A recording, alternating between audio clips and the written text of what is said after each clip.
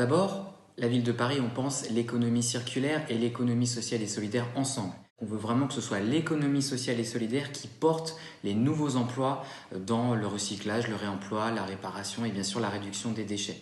On a ciblé 5 filières prioritaires dans ce cadre, dont la filière des D3E dans laquelle est très engagée Envie.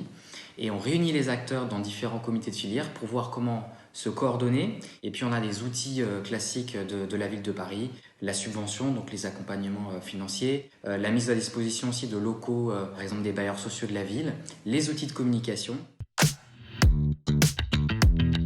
C'est grâce à la ville de Paris que nous avons pu emménager dans cet bel immeuble et ce beau lieu là d'Envie-le-Labo. Qui a été largement soutenu financièrement par la ville de Paris en investissement. Et puis on a aidé aussi sur toutes les démarches de réemploi des matériaux de construction qui ont été utilisés sur ce beau bâtiment. Puis après on a évidemment des accompagnements sur le volet fonctionnement, à travers soit des soutiens à des événements, soit aussi à l'accompagnement qu'on peut proposer au titre de notre politique d'insertion par l'activité économique. Nous avons engagé donc ces dernières années une stratégie de changement d'échelle pour plusieurs raisons. La loi GEC est intervenue donc il y a 2 ans, en 2020, et ouvre le marché de l'économie circulaire de façon plus vaste. Pour nous, c'est l'occasion de développer nos activités, donc de développer l'emploi, développer donc tout ce qui concerne donc aussi l'insertion, faire monter en compétence des personnes qui sont éloignées de l'emploi et les aider à retrouver un boulot.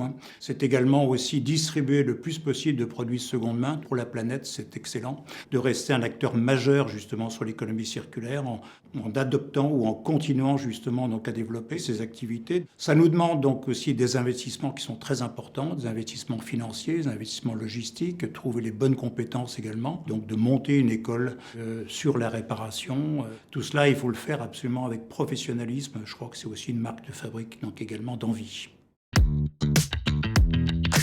Premier talent caché, j'ai eu à l'école maternelle le prix de Vivre et Parti. La deuxième, c'est que dans les années 70, je pense que j'étais le meilleur danseur de rock de tout l'Ouest.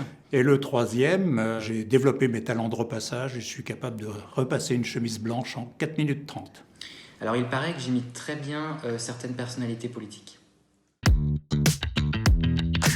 Eh bien, j'ai envie de souhaiter à Envie plusieurs choses. La première chose, c'est que l'on reste fidèle donc, à nos engagements d'il y a 40 ans, donc être le plus efficace possible dans ce qui concerne donc, l'accès à l'emploi des personnes qui nous sont confiées, leur redonner le maximum de compétences. C'est nous adresser en priorité aux publics qui ont des faibles revenus, vendre à bas prix donc, des matériels, que ce soit le matériel médical, que ce soit le matériel électroménager. C'est participer de façon la plus efficace possible au développement local, en tissant des liens avec l'ensemble de l'écosystème que l'on peut constituer autour de l'économie circulaire et tous les acteurs de l'économie circulaire. Et une autre chose, c'est on a développé récemment donc, tout ce qui concerne les objectifs d'intérêt généraux, comment on peut participer justement à la sensibilisation du public par rapport donc aux graves problèmes environnementaux que l'on rencontre actuellement. On le fait au travers de Green Friday et on le fait beaucoup au travers donc, d'Envie-le-Labo également. Alors j'ai envie de souhaiter à Envie plein de beaux projets dans de nombreux secteurs puisque je sais que c'est une fédération très dynamique qui a à cœur d'innover. Puis j'ai envie de souhaiter aussi un bon premier anniversaire au Labo d'Envie. Je pense qu'on fêtera plein d'autres anniversaires dans le futur.